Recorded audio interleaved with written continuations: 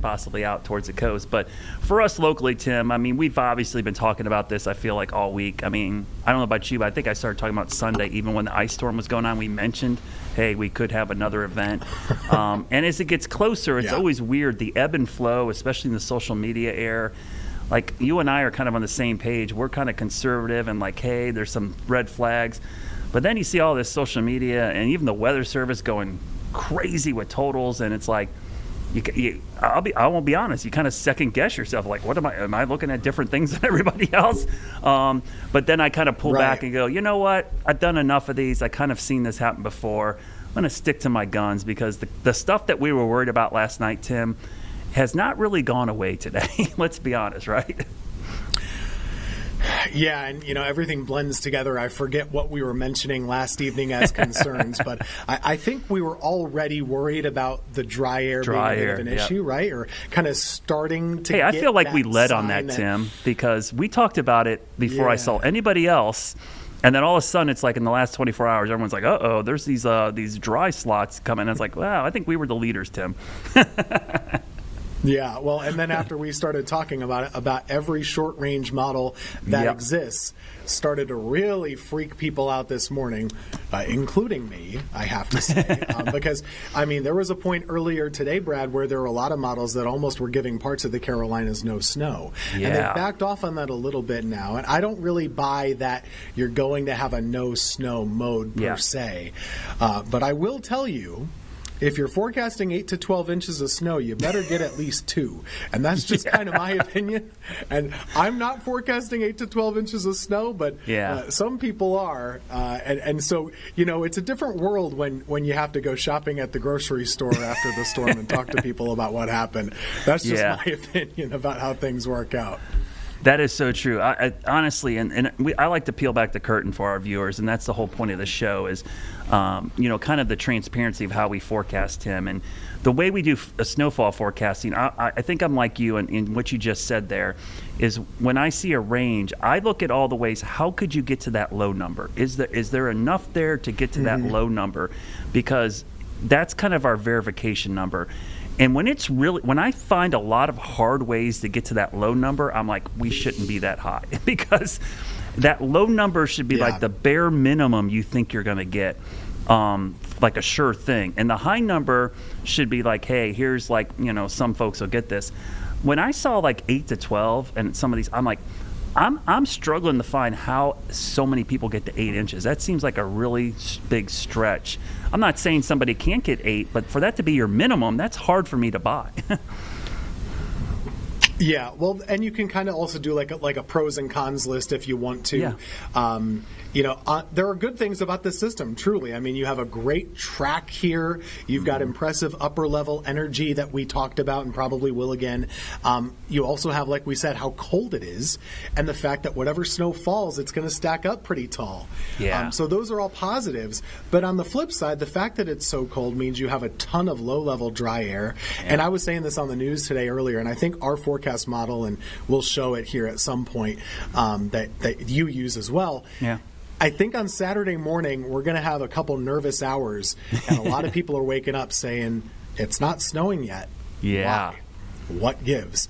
Because it's going to be one of those things where the radar almost fills in like patchwork rather than all at once, because you have to saturate that low-level dry air. Mm-hmm. And I don't feel like sweating that out on Saturday for several hours to get to 3 inches, which is kind of what my minimum is right now. Yeah. I really think that it's going to take a little while.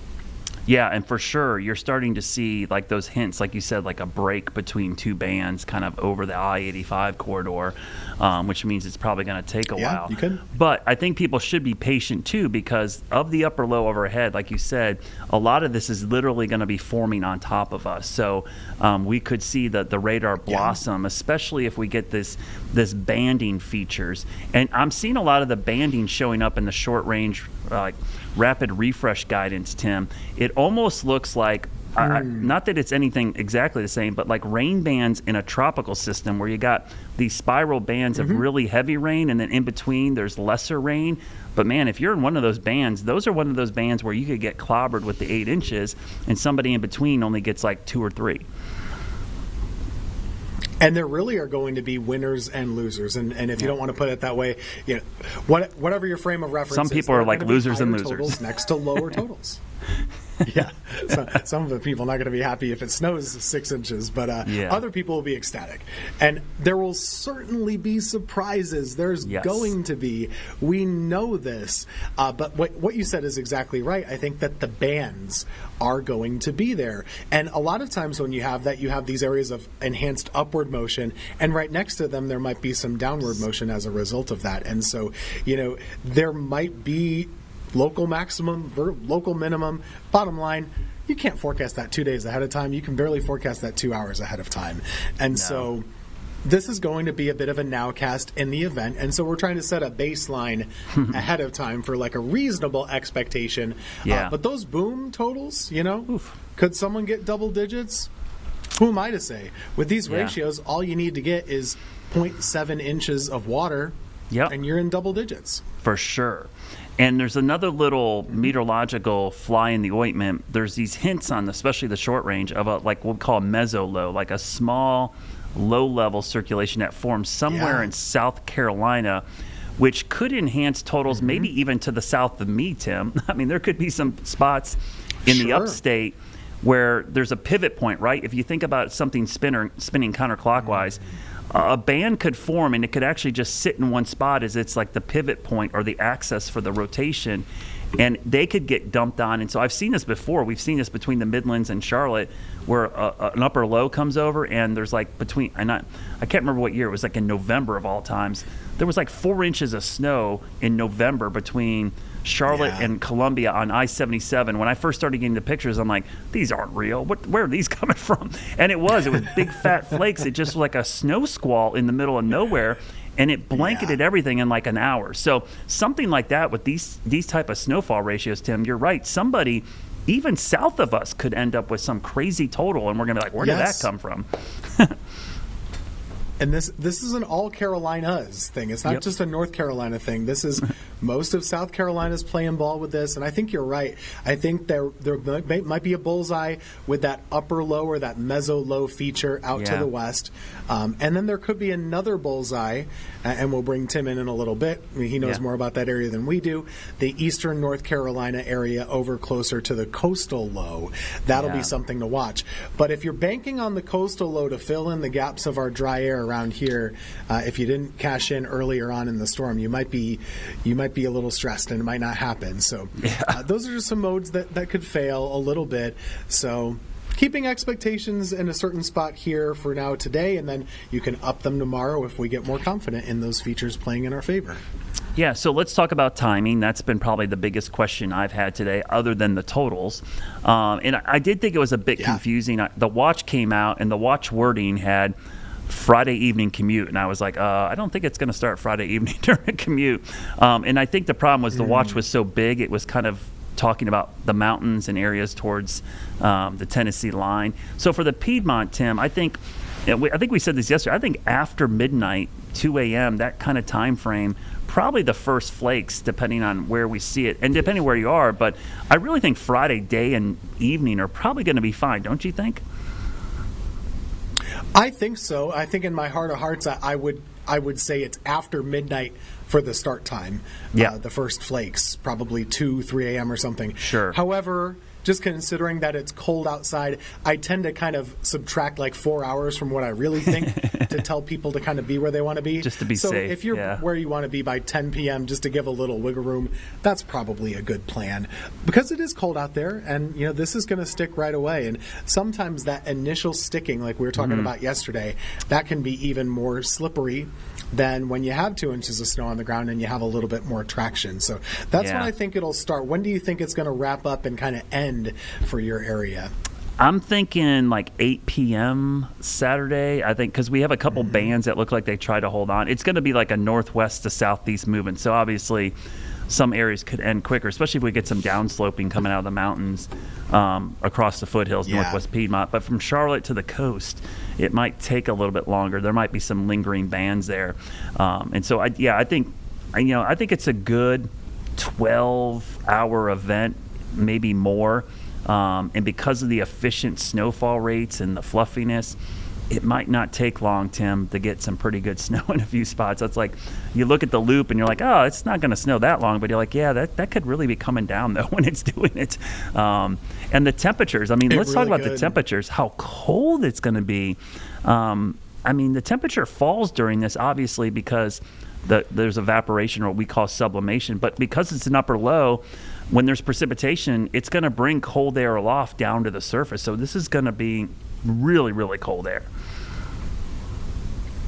Really cold, and it's very similar to last weekend, you know, and in some ways it's similar, in some ways it's different, right? Last weekend we had no snow basically and all ice concerns, but it was also extremely cold, but it affected the whole state. This weekend it affects the whole state. It's extremely cold, and it's all snow, no ice. So it's kind of a little bit of a flip-flop, but there are some similarities. These are serious wind chills, and I'm glad you brought this up.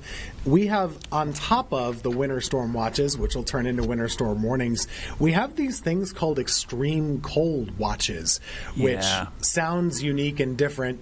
We used to call them wind chill warnings, basically. And that's going to be a big deal going into Sunday morning and, you know, throughout the storm on Saturday and into Sunday and into Monday even.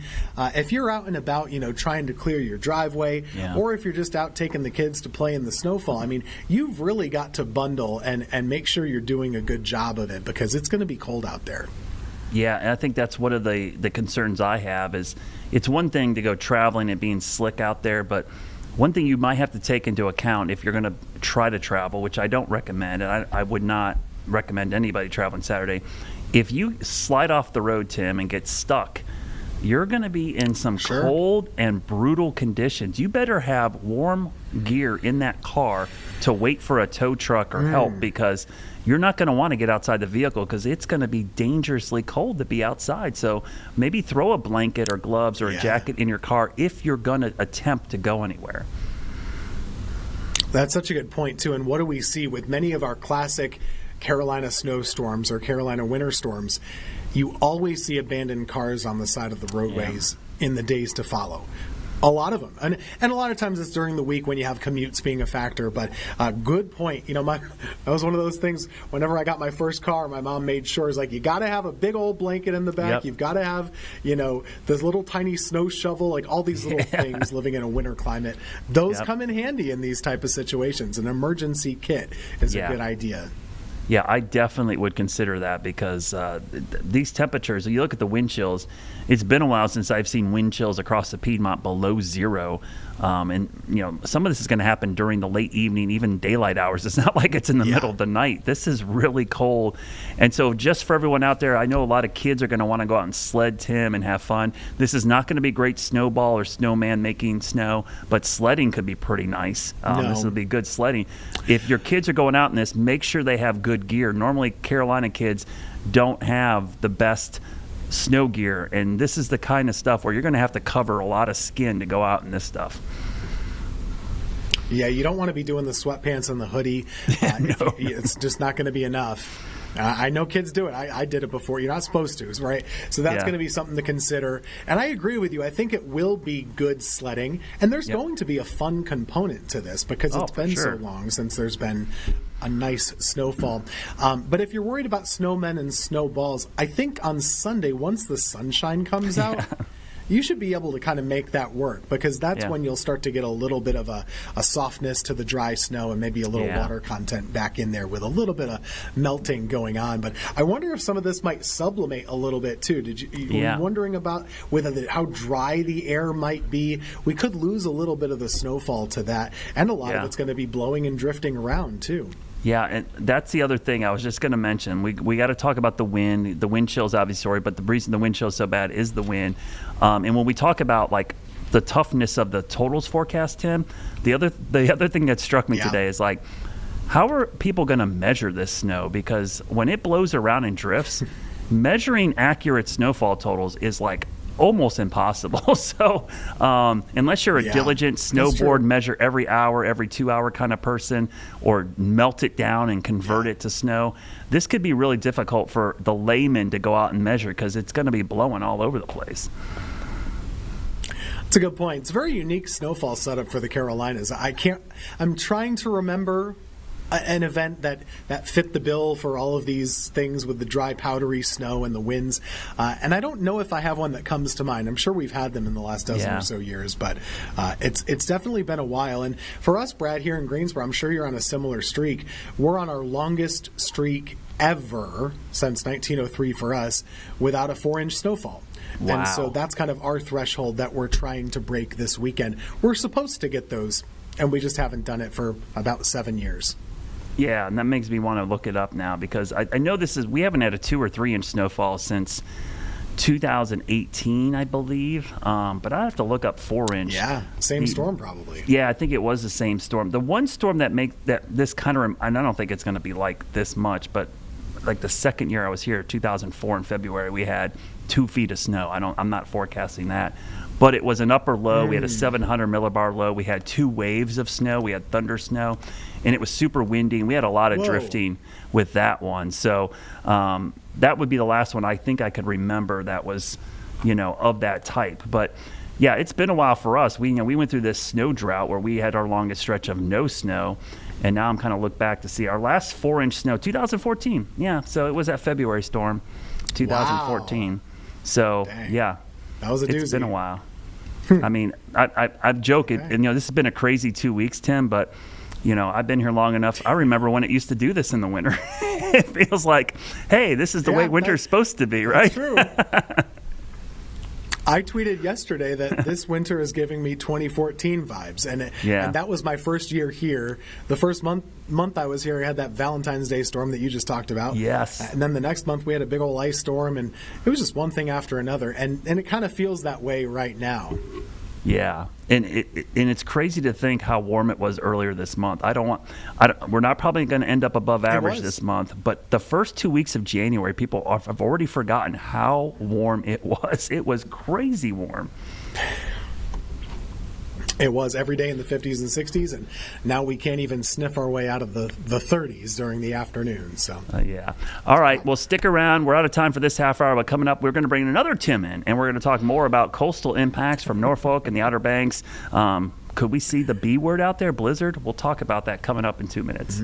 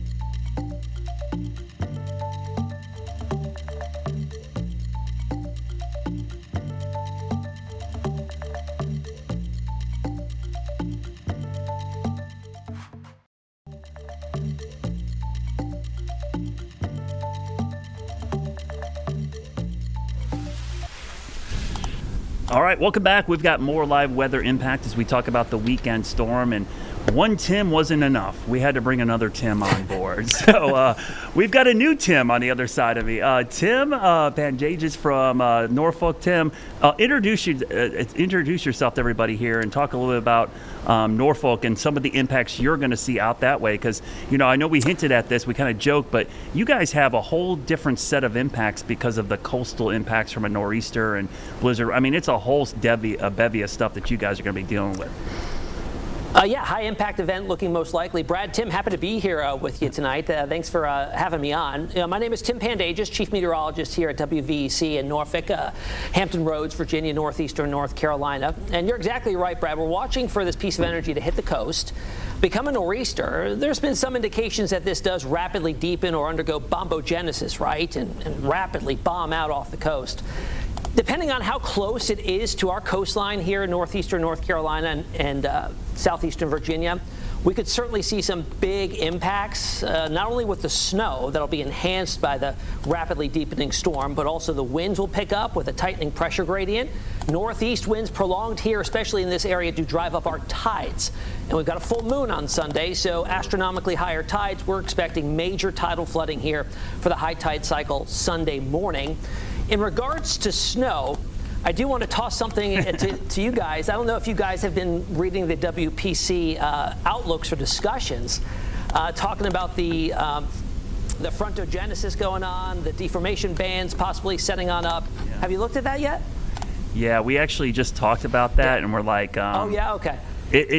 Tim, it's like brutal because we know somebody's going to get clobbered, but we know other areas probably will get not much of anything. And the hardest part is that deformation zone, as you mentioned, like figuring out where that forms in any winter storm is like the hardest thing. You know someone's going to get clobbered. You just don't know where.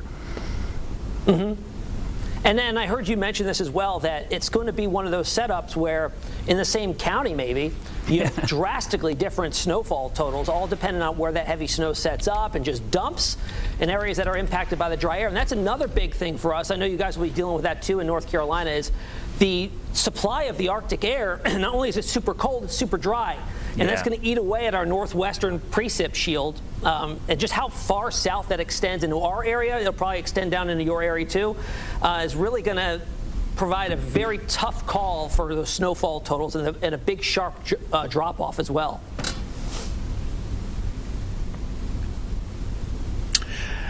I think it's going to be really difficult, Tim, to kind of narrow down those really heavy corridors. And one of the things that we're kind of watching is, around here we've got that. Obviously, the coastal low, like you're going to deal with, we've got this little meso low feature over by Brad's area that, they might provide these local maximum. And then I'm a little worried, like, as you look at Virginia, too, you're pretty close to this dry air source to the north. Like, all of our air is going to be dry. Is that something that's factoring into your forecast a little bit for maybe the northern half of your area, is kind of like pinpointing where the coastal low is going to dump and who might kind of get dry slotted a little bit? Yeah, it definitely does. And here's a look at our snowfall forecast. I've got it up behind me here. And I don't know if you can tell, but we do have our heaviest snow bands favoring where the possibility of those deformation zones would set up in southeastern Virginia, northeastern North Carolina, and then a huge drop-off to the north and west. And it's kind of a backwards scenario for us here because 9 out of 10 snowstorms here favor a northwestern dump of snow, and it drops off significantly to the southeast. It's just backward this time around. And we're looking at our heaviest totals in spots that usually get robbed during winter storm setup. So I know they're really, really happy about that. But to the northwest and the area that we have for 2 to 4 right now, that could be influenced certainly by how far southeast that dry air does kind of intrude and just how strong that surface high is that's going to be building in from the west. So, Tim, I got a question for you. I think there's some interesting things that I'm curious if you've kind of brought into the equation here.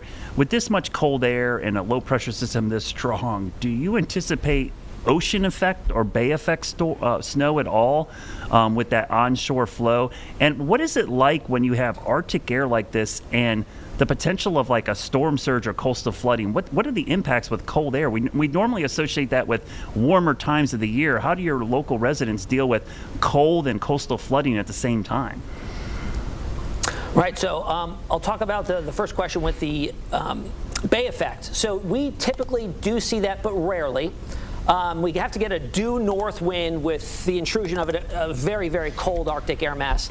And we'll call those Bay effect streamers that sometimes set up, and they orient themselves from north to south right across the entirety of the bay. We don't typically see that when we have a northeast wind, which is predominantly what our wind direction will be like for this storm.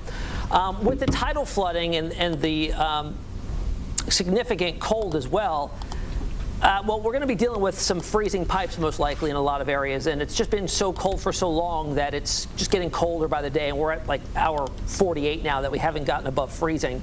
Oh, wow. In regard to the tidal flooding being in the winter, I mean, this isn't new. Whenever we get a nor'easter, whether it be in the spring when it's warmer or when it's cold in the winter, the effects are usually very similar. We see the tidal impacts coming into the same spots. There's a tidal gauge at Sewell's Point that usually brings a lot of water into the Norfolk area. And then we've got Lynnhaven Inlet that then feeds into central portions of Virginia Beach. And these typically, with the northeast wind, do not fare very well with the flooding potential. And on top of that, as I mentioned, we do have the astronomical component of it with our full moon coming on the 1st. So our high tide cycle Sunday morning is going to be quite interesting. In fact, I believe down to Duck Pier in the Outer Banks, they could be in top 5 territory for the highest tide for this storm that's currently predicted for that area. So we'll see if that comes to fruition or not. It's certainly a possibility. It's been such a bad, summer. I remember just, the latter half of this summer, we had Sam Walker from the Outer Banks News over on the show a couple of times just to talk about how often Highway 12 was closed, how many issues. There weren't even these named storms that were bringing the problems, as you know, of course. A lot of times it was just these really rough surf from distant hurricanes or, big swells. These things can be a big issue in the wintertime as well, and I think a lot of our viewers who go to the Outer Banks probably have a lot of interest in that part of the state.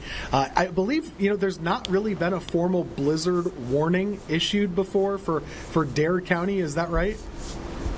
Yeah, I believe the Morehead City office itself has never issued a blizzard warning. Wow. So that's kind of interesting. Yeah. What do you think the chances of that happening somewhere either in southeast Virginia or eastern North Carolina with this event? Well, I think we're well on our way to getting to that point. They've already added that kind of verbiage to the Winter Storm Watch messaging. And as you guys have talked about, has nothing to do with the amount of snow we're going to get. It's just about the visibility and the winds. And since we may see wind gusts 50, 60 miles per hour along the coastline, we'll have some pretty good snow bands, and whatever snow's on the ground will be blowing around, reducing visibility. So as long as we check the box of 35-mile-an-hour winds and the reduced visibility for several hours, I think it's pretty likely that we see a blizzard warning go up. Maybe most likely down to Currituck County in the northern portion of the Outer Banks, maybe extending up to Virginia Beach, and maybe even the eastern shore of Virginia as well. I've got a little graphic here talking about the last time we have seen blizzard warnings here locally. For the south side, Chesapeake, Norfolk, Virginia Beach, and northeast North Carolina, we got to go back to 2018 for our last blizzard warning, and a little sooner in 2022 along the eastern shore of Virginia. But the one in Virginia, or south side, I should say, the 2018 one, I remember that one. It was a big storm. We ended up by getting 10 to 14 inches of snow, and we had sustained winds of about 40 miles an hour for several hours. As it was a similar setup, well, not exactly similar, but it was a nor'easter that brought that about as well, and that was certainly one for the memories. But we'll see if we do it again. Yeah, so we had a question here, Tim, and I think it was kind of interesting. And since you've been up there a while, we talked about this before last week's storm. We've had a lot of quiet winters lately in our neck of the woods. Has that been the same up there? And has that lack of having a lot of winter the last 5, 6, 7 years really impacted how people are preparing for this storm? Yes, I definitely think so. So we went through a pretty significant snow drought that began after a pretty good snowstorm in January of 2022. And then it didn't snow again until last January. So we went 3 years without a significant snowstorm, and people almost become a little bit desensitized to it, right? The winter goes by, another winter goes by with hardly any snow. Doesn't even snow here anymore. I'm not, they don't really pay attention. And then once you got that snowstorm last year, thankfully it was a pretty minimal impact snowstorm that broke our streak in January. But it got us primed for a big storm that we had last February that we ended up getting one of our top 10 biggest snowfalls ever in Norfolk. So we broke the streak big last winter. And now I think people want more of it. So, last week we had that snowstorm that didn't pan out to be a big snowmaker for us here. We had more of that wintry mix. We were more so concerned with where the warm nose was going to set up, and we had a lot of that sleet, snow, freezing rain, sort of nasty winter storm. Now people are hungry for a good snow. So I think they're a little bit more in tune this go around, and after last winter they want more of it. It's such a different animal forecasting out by the coast than it is when you're inland. My first job was in Wilmington area, and one of the things they talked about more so than a lot of the big hurricanes they ever got was, remember that big snow? They got like a 15 to 20 inch snow in 1989. And the thing that a lot of people, if you don't forecast weather, study weather at the beaches, you might not understand. It can be really hard to snow there, especially in the south. But being close to the Atlantic, you've got the energy available if you can get everything just right. And so your biggest snows out toward the beaches can actually be bigger all-time snowfalls than even in places like here in Greensboro or over in Charlotte. And what's funny is that whenever we start talking about snow, it inevitably always gets mentioned. The Circus Blizzard, what they called it here, Circus Blizzard of 1980, and that actually happened in March. And the reason why they call it that is because the circus was in town. And I believe, I wasn't around here yet, and I wasn't even born at that point in time, but they had the elephants were walking down one of the main streets in the snow. Oh, wow. Because the circus was canceled. Something interesting with that, but it was just coined Circus Blizzard of 1980. So that's always somebody brings up that, is it going to be like that again? But haven't quite seen anything like that anytime soon. Yeah, if we get elephants walking, we know it's coming to an end around here. That's what I'm like. Guys, I'm going home, man. Watch out for those elephants, yeah. So Tim, tell us a little bit about you showed us the snowfall map. Break down some of the impacts you expect in your area and down into eastern North Carolina, and kind of a timeline of those impacts as we go into the weekend. Sure. We expect snow to break out here. In fact, I'm going to show you our newest Futurecast run here, because I know you guys use the graph, and you saw the 18Z run here that for us locally was a huge change from what the 12Z earlier day runs showed, which was the dry air winning out, not a lot of snow making it past Williamsburg, nothing getting up to Richmond. And then the 18Z came out, and it's like the graph woke up and chose violence. It literally just showed a massive amount of snow. And this is the latest run of that. We'll start things off at 5 a.m. on Saturday morning. I don't know if you guys can, I'll step away here so you can see it a little bit better. But we got the snow breaking out in northeastern North Carolina. And then at this point in time, you can actually kind of see the deformation bands starting to set up here across northeastern North Carolina. And then they'll start to lift their way north and pretty much overspread our area. And we've got snowfall rates, according to the graph, that will probably be 1.5 inches, 2 inches per hour. And this is going to be when we take out the chunk of our snowfall totals, Saturday evening into Saturday night. That continues, and this most recent run takes the snow all the way up to Richmond, even though lighter amounts, but it's a big difference from the earlier totals there. And just to give you a numerical output on what the graph was showing, let me pull that up here. There we go.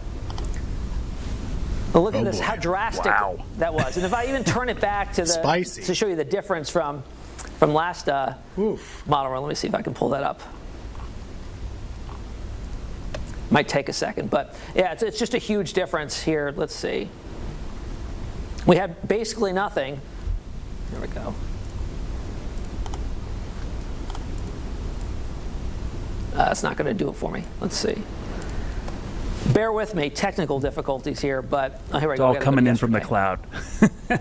Yeah, there we go. There we go. It doesn't have the right contour, but it was showing nothing pretty much, and then up to a couple inches, and it quadrupled. So it's almost like it's not seeing the dry air anymore. So that's very interesting. We'll see if how the 0Z runs come in just a couple hours. Don't worry, it'll flip-flop 4 more times for you. Oh, for sure. Yeah. Yeah. But certainly exciting to see. I didn't show these numbers on air, but Well, part of the thing we like about this show is that we can talk about kind of the behind-the-scenes process of the forecasting, and I think it's kind of helpful or at least educational for folks to kind of know what we're looking at behind the scenes. And I'm sure you probably agree. I know Brad probably does too. I almost feel like nowadays I almost have too much data to look at. We have so many different computer models, and they're run so frequently, just every 3 hours, every 6 hours. It's almost an analysis by, or paralysis by analysis, as they say. As you're trying to look at every one of these pieces and how does this change things? How does that change things? And it can kind of be hard to keep that consistent message. But in this case, I think the main things are we have a big storm. It's going to affect most of the Carolinas up to Virginia too. And there's dry air as a problem, and there's coastal moisture, and there's a high floor and a high ceiling, and just kind of balancing all that together here. That several inches are likely for a big chunk of North Carolina and Virginia this weekend. Yeah. And what's interesting, too, here, you talked about the amount of data that we have to look at. So we have a comparison graphic here for our different models. We only can fit 3 in here, though. But I want to bring your focus to the NAM, because this kind of really drives home the differences in the models and the distance in which the sharp cutoff happens. So it's got Richmond at 0 inches of snow. Meanwhile, Norfolk coming in at 9 inches and Chesapeake at around a foot. So that distance is around 90 miles. That's a huge drop-off from seeing a few flurries to a pretty significant snowfall here coming our way. And the NAM is definitely holding in on that dry air coming on and just shutting it down as you move northeast or northwest along I-64 headed towards Richmond. So if that plays out like that, I'll be very interested to see how sharp that cutoff is when we start to get those totals coming in after the storm pulls away. And, with the winds, I heard you talk about this, Brad, is that we are going to get such a poor sampling of snow totals because everything is going to be blowing around. Somebody's going to start saying there's going to be 15 inches here, and they're measuring it in a snowdrift, and then the other person here is going to say, I got a dusting. So it's going to be a little bit hard unless you get the verified measurements from some of the airports and the main observation sites. But it'll be interesting to see. Yeah, so Tim, we talked a lot about this down here, about how crazy dry this snow is for us. We're talking 15, 20 to 1 liquid to snowfall ratios around these parts, and our climatological average is like 8 to 1. Up your way, are you looking at similar kind of really dry, powdery snow with your setup? Absolutely. It's going to be a very light, fluffy, powdery snow. So that's a good thing. It's not going to be laying on the tree limbs, laying on the power lines, causing any sorts of issues in that regard. It'll blow around quite easily. It'll be moved off of cars easily, shoveled easily. So that's the good news there. And we're just going to have so much air in between those snowflakes, very well insulated as it falls and accumulates very, very fast. And since we've been so cold for so long, we're not going to lose any accumulation to melting at all. Anything that falls is going to immediately start to accumulate. And the only thing we really have to contend with is just how much gets eaten up and how much we see on radar falling as virga and just getting soaked up by that dry air that'll be hunkered down near the surface. But we're definitely looking at snowfall ratios here, anywhere from 12 to 1 to maybe 15 to 1 here, especially farther to the north and west, well above what we normally would see. We're getting a bunch of questions in from some of our viewers, and a lot of them apply to the Charlotte area or the Greensboro area, but a couple general ones. Some people are wanting to know how is this storm going to affect the roads, number one, and how does that linger into next week? And then the next question is, well, what do we have to do with this cold air coming in afterwards? How long are we still going to have to be dripping our faucets for a while? Because those are things we've already been doing. And, Brad's area, Meyer, we're still having the icy roads here. Is it the same where you are, Tim? Yeah, well, so our area here in southeastern Virginia and northeastern North Carolina, most are snow-free at the time. We still have some icing from this last storm up in the peninsula, Williamsburg, over to Richmond. So they're still dealing with a lot of issues. In fact, most of this week, schools up there have been closed still. We haven't melted anything. I mean, temperatures barely got above freezing, I think, earlier in the week, and we've been cold ever since. But back where we don't have a snowpack in Norfolk and Virginia Beach and down North Carolina, I saw VDOT and NCDOT putting out the brine mixture, pre-treating the roads to try to break down on that bond between the snow and the ice and the road surface. But I believe there is a temperature at which below a certain temperature it just doesn't work anymore. And I mean, we may be near that, I think, for this area. It's probably in the upper teens and lower 20s where that chemical balance just doesn't work anymore, I believe. I mean, correct me if I'm wrong. I'm not sure 100% on that, but I've heard that before. Yeah, my brother's actually in landscaping up in Ohio. I think it's like just straight up salt. I think about 21, it starts to get a little less effective. And in the teens, he usually has to switch to what's called calcium chloride, which is another product. But what's crazy, and I didn't know this till I talked to him yesterday, there's a big salt shortage up in Ohio. Like nobody has salt up there. And I'm kind of curious if that's something going around the rest of the country, because like people are looking for sand and other ways to get to melt the snow and ice. So yeah, I was kind of struck. He's like, you can't get salt anywhere. Like there was a big contractor with the state who didn't buy any last summer because they didn't think there was going to be much snow this winter. And so it's one of those trickle down effects. And I'm kind of curious if it's impacting us, because after last weekend's storm, Tim, at least around here in Charlotte, I don't know about you up in Greensboro, Tim B, but you can't get ice melt anywhere. It's like impossible to find right now. Who would have thought that salt would become a commodity, right? Right, it's true. Yeah, and now that's really worth its weight in gold, because, we were talking to our local cities up here, Greensboro, Winston-Salem, High Point, like, how you doing? And they say, well, we had enough for about 2 storms. And so they used about half of it last weekend, and now they got the rest of it. So I think it's going to be difficult, and they might want to ration it a little bit, because like you guys were saying, there really is a limit to how well it can work in these situations. And snow-packed roads, while they're not great, they're a little bit better than iced-up roads. And I think, there will be some traction to it on Saturday, at least initially, before you can get those plows to take care of it. And maybe just let the plows do the work. Yeah. And, when we usually get snow here, it's typically gone in a day or two. I mean, we see our temperatures bounce back and everything melts away, and you usually don't even have to plow the roads. And honestly, they don't plow the roads around here, and all the side and intermediate roads, they stay snow covered. They just hit the interstates and the main roads, and they'll stay snow covered. And this go around, we've got an extremely cold couple of days afterwards. So the snow that we do get from this weekend probably won't start to melt until we get to the middle of the week. In fact, we've got ourselves an extreme cold watch. And we haven't had that before, so it's very unusual. We've had several cold weather advisories so far this year, but it's the first extreme cold watch, and we're expecting those wind chills as that nor'easter cranks offshore and driving down those northwest winds. Air temperatures in the mid-teens. We'll have wind chills well below zero as we get up Sunday morning. So that snow blowing around, it's not going to be pretty to be outside. It's also almost going to be painful to be outside feeling that cold on your skin. Yeah, that's kind of what we're dealing with down here. And, one of the interesting things is, we're kind of in 3 different little areas from south to north. We do pretty good with short bouts of cold weather down here from a plumbing standpoint. But as these cold snaps progress and get longer, we tend to have more pipe issues. Have you had a lot up in the Tidewater, Norfolk area at all with pipes, or are you concerned that could become a growing issue after the storm moves out?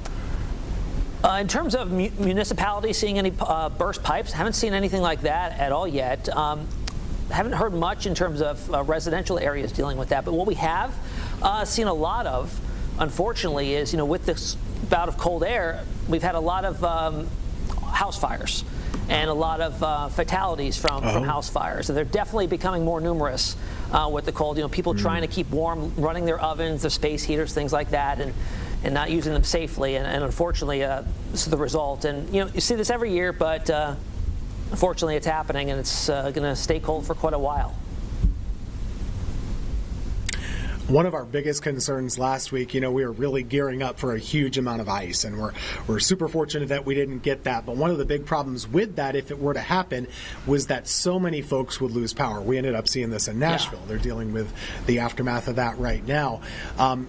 In North Carolina, I don't think either Brad or we're not really all that worried about power outages around here. But in your area, the winds could crank up a bit more. Is that more of a concern as you get closer to the coast and have those higher gusty winds? Or are things just built for it over there because it's a hurricane zone? Yeah, I think that's exactly right. The infrastructure is built up a little bit more to be more resilient in that type of situation. I think that would be the only driving force to any power outages for this storm, would be some higher wind gusts, especially farther inland where the infrastructure isn't built up for hurricanes as much as it is along the immediate coast. So we could have a few trees coming down and on branches and that sort of deal. But I bet that Dominion would get to it pretty quick and fix the problem. I don't see it being widespread power outages or anything like that this go around, which is certainly some good news. Yeah, we do not want to lose power with this cold snap. So some of the questions we've been getting, Tim, are about historical storms. Do you think this is going to approach anything that people could remember? I know all storms are different. I'm not a big fan of comparing them because they're always different. But does this storm remind you of any storms in your past up there that it might be reminiscent to some of the viewers out there? Well, a couple days ago, I don't know if you ever pay attention to like the storm analogs when the model with the surface maps can kind of pull up, past storm instances and things like that. A couple days ago, an analog came up for this storm. Was December 26, 2010. And we call that our almost white Christmas storm. And basically that one was obviously a similar setup. It was an analog, and we got one of our top 10, I think it was our third biggest snowfall event for Norfolk. So when I saw that, I got a little bit excited, and I know that's not too long ago. It's 16 years ago, but I think a lot of people do remember that, and that was a big one. Yeah. So that may be something, and that was also one that kind of overperformed a little bit. It was forecast to be a little less snow than it ended up being, so we'll see. Jury's still out on that one.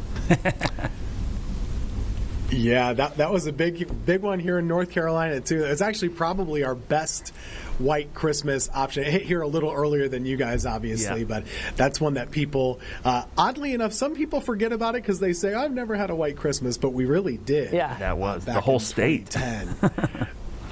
Yeah. I Brad, think we we're were getting just another barely below question, the white Christmas. So close.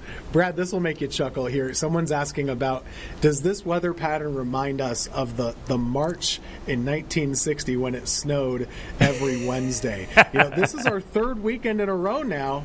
Don't forget that 2 weeks ago where we had some snow showers. Yeah. So this is kind of a pattern at this point.